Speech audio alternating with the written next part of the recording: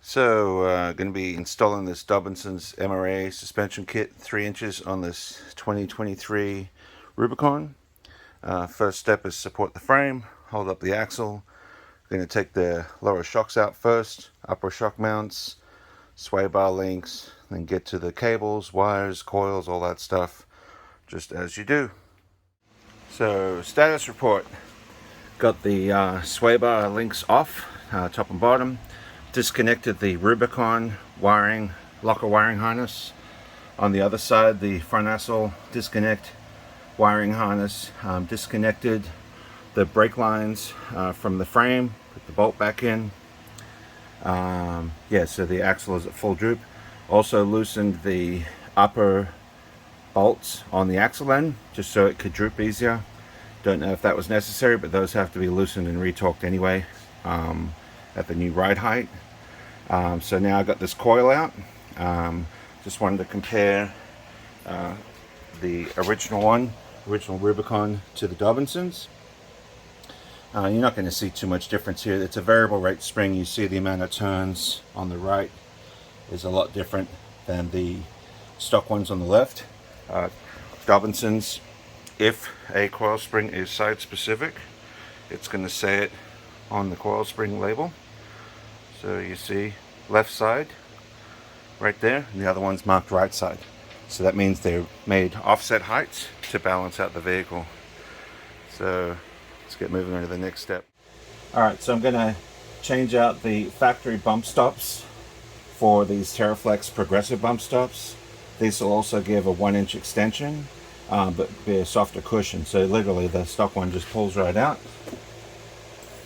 And the new one is supposed to just push right in, but might need to put some silicone spray. No, there we go.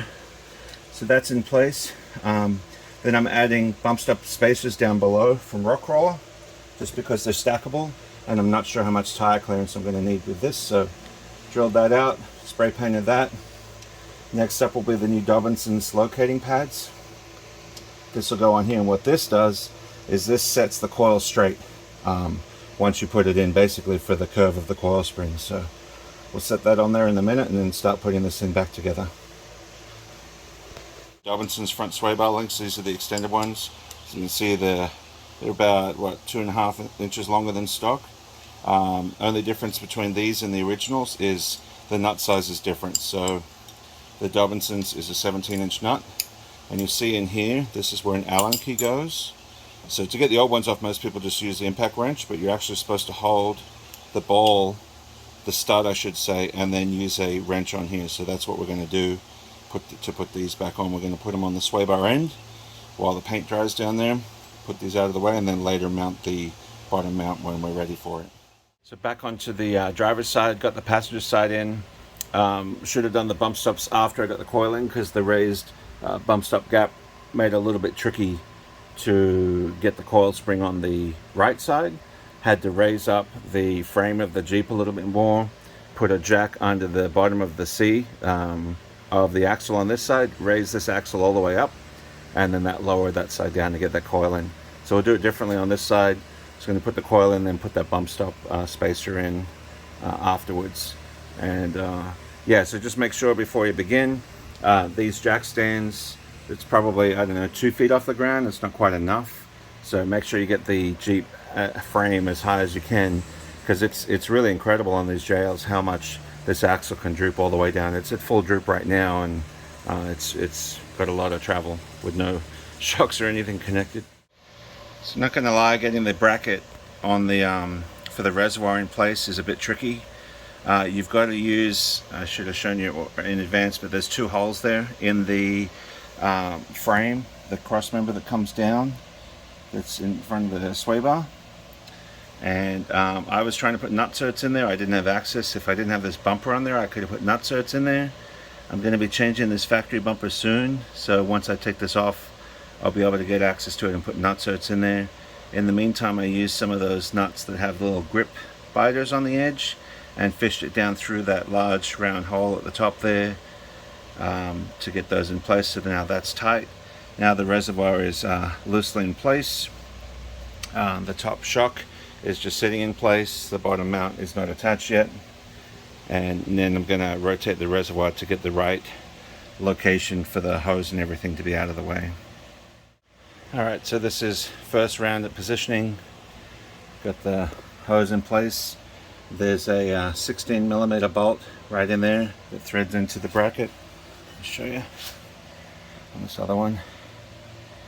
See, that's the clamp. So the larger end at the top there is threaded and the bottom just closes in. So yeah, that bolt luckily goes in on this side from this angle. I'll have to check on the other side when I get to the right passenger side if it needs to go into the mount first.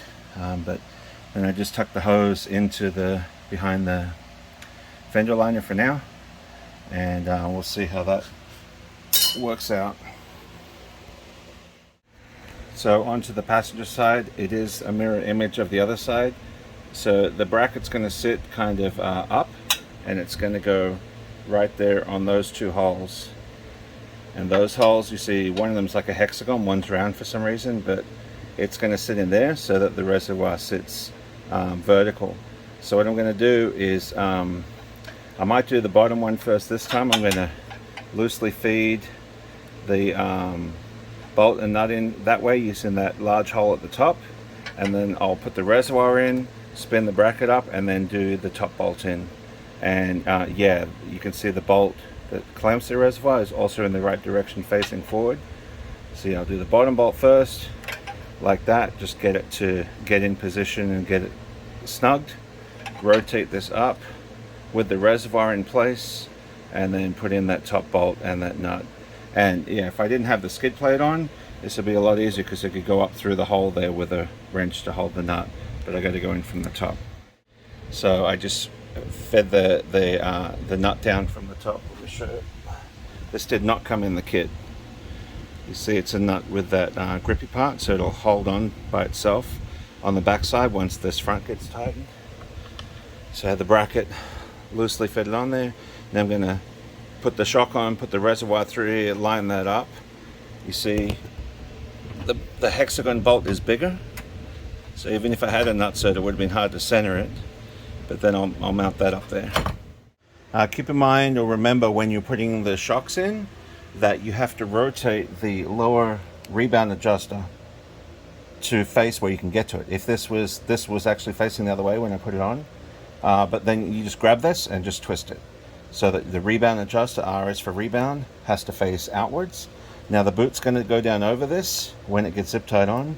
I normally don't zip tie it on until I know like where I like the settings to be. But anyway, yeah, just make sure you get that rebound adjuster set outwards, and in this case on the front it faces the rear on both sides. Alright, the passenger front resi is in place. Yeah, those bolts are a real dick to get to. It'll be way easier once I don't have the skid plate on here, once I can get up inside the this large bracket of the frame. But the reservoir is in place. I'll tuck the hose in probably just behind the fender liner, and then get the bolts tightened up. But it's coming together pretty well now. Alright, onto the rear. Got the frame supported nice and high. Going to be taking off the sway bar link at the sway bar and underneath, the lower shocks, then the upper shocks. Going to take the track bar off because I'm putting a TerraFlex track bar bracket in the track bar mount for the 3-inch lift. We'll be doing the TerraFlex bump stops in there and the bump stop pads underneath. So this shouldn't be nearly as time consuming as the front. The rear shock reservoir mounts to the shock body, so it'll be a lot simpler, and yeah, we'll get going. Alright, got the sway bar links completely off. Took out the track bar bolt, which also gave more droop room in the back. About to install the track bar bracket. Got the axle droop down, disconnected the Rubicon locker harness from the axle to get the droop. To get the coil springs out. Coil springs are out. Pull the bump stops out. Going to put the new bump stops in. The bump stop spacer pads. And what else? That's about it for the moment. Going to get this track bar bracket because I got to drill some holes in this thing. get that raised up. Got the holes drilled out, 1/2-inch holes for the track bar bracket. Going to go in here in just a second. I know these track bar mounts are famous for coming loose, so I'm following the torque specs for these holes right here in the side, and I'm going to use blue Loctite on all the bolts as well. Got the new track bar bracket all mounted up, torqued and Loctited. I'm not going to put the track bar in yet because it's easier to get the coils in if we have to pick up one side of the axle to get this to droop down. It's easier without the track bar in place. This is a 3-inch lift, and I've got in the lower hole for 2.5 to 3 inches of lift on this Dobinson's 3-inch lift kit. On to the last few steps here, just getting the shocks mounted up, just figuring out the piggy bank clamp orientation. I'm going to get these mounted basically like this, and get the adjusters, high speed and low speed adjusters on the top, and get this no lower than the bottom of the shock, because there's plenty of room for this on this vehicle that nothing's going to hit the piggyback on the back. And then I also checked the plastic cover I had to take off here, and it still fits pretty well there. So let's keep going. So these resi clamps are pretty cool from Dobinson's. It shows you which side's the body in the reservoir, since this is a big 2.6-inch body and a 2.2-inch resi. So basically just slide that up from the bottom, get this tight, and then this is going to basically self-center this setup. We'll just give it a go right there and see how it works out, and if we have to make adjustments. Actually, you know what, I'll raise the resi up a little bit more so that it's no lower than the bottom of the shock, because I do have to put the shock boot on here. That'll be a piece of cake in a minute.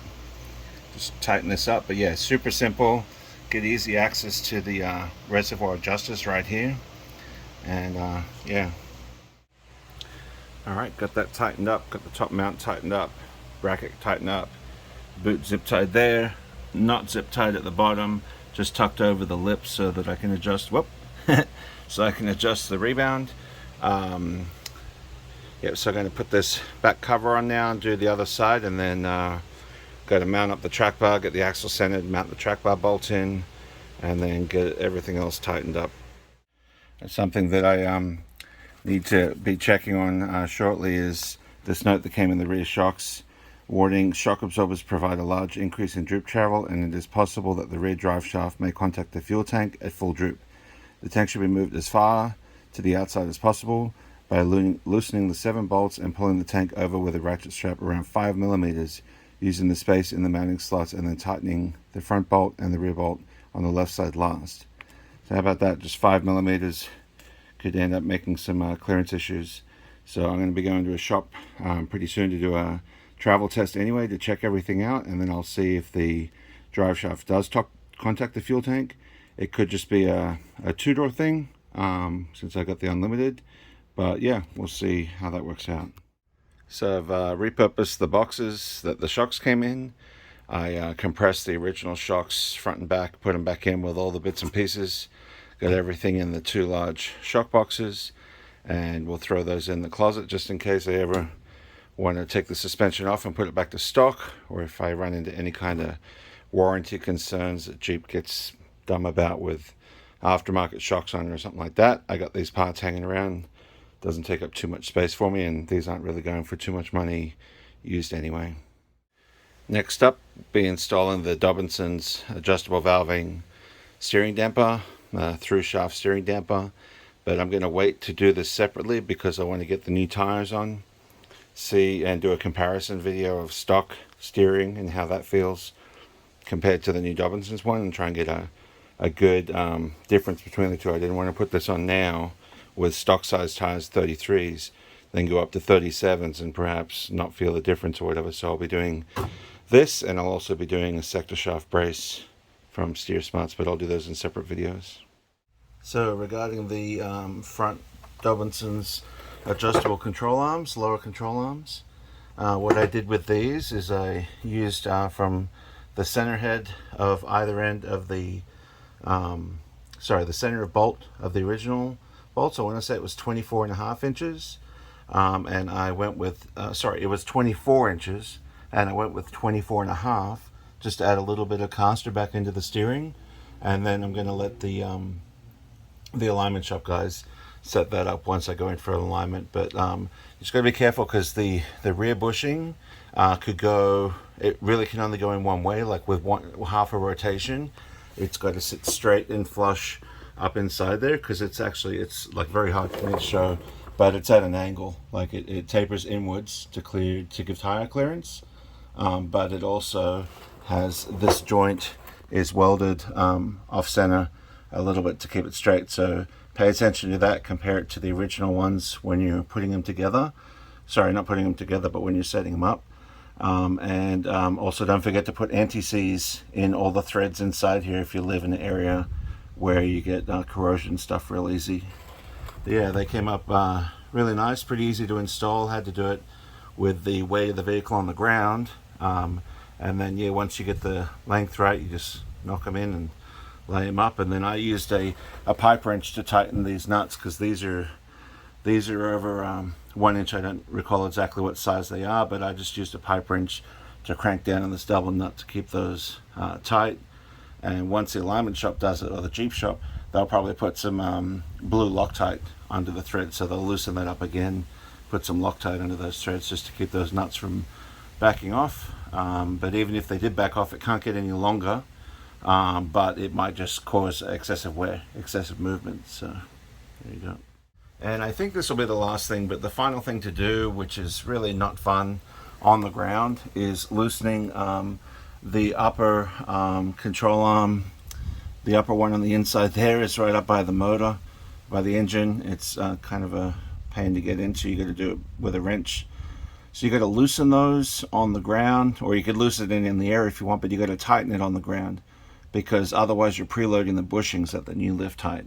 So the upper arms I'd already loosened when I started this, and then I tightened those once they're on the ground.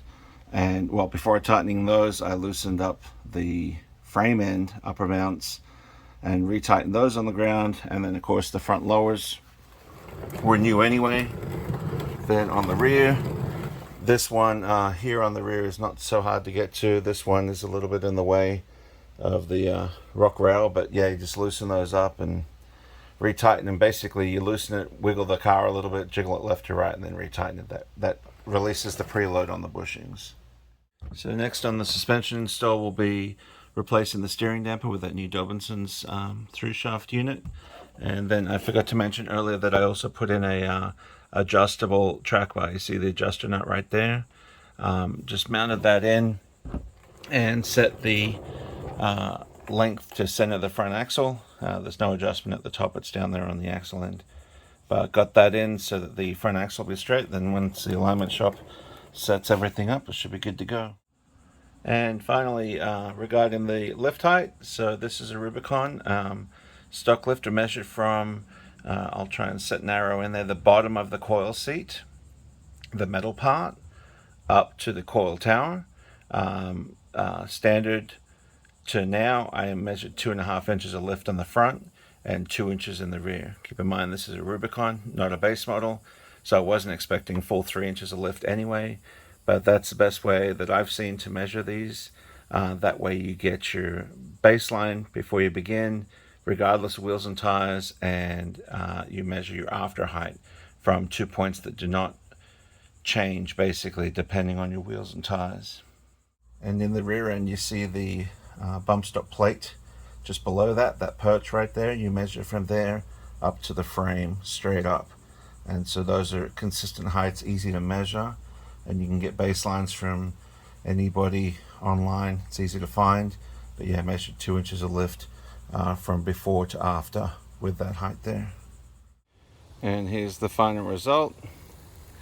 Looking pretty good. Got the new wheels and tires on. 37 1250 17. The new Falken Wildpeak RT01s on the worn Diamond Cutter 17-inch wheels. Awesome combination.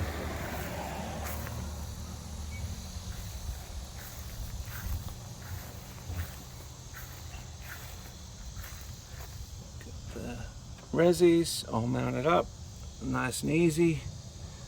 Variable rate coils front and back, This thing rides fantastic. It's actually a little too soft with all the valving set wide open. So I'm going to be playing with some valving adjustments here soon. But I'll be throwing on new bumpers shortly, as well as the TerraFlex tire carrier. So I'm going to be throwing a little bit of weight on there, so I'll do that before I end up adding any valving adjustment. Let me know what you think in the comments below. Like I said below this, before, this is 2.5 inches over stock Rubicon height up front and 2 inches in the rear. Once the front gets the bumper winch, the front will come down, and the driveway is a little sloped. Thanks for watching. Hope you found this helpful.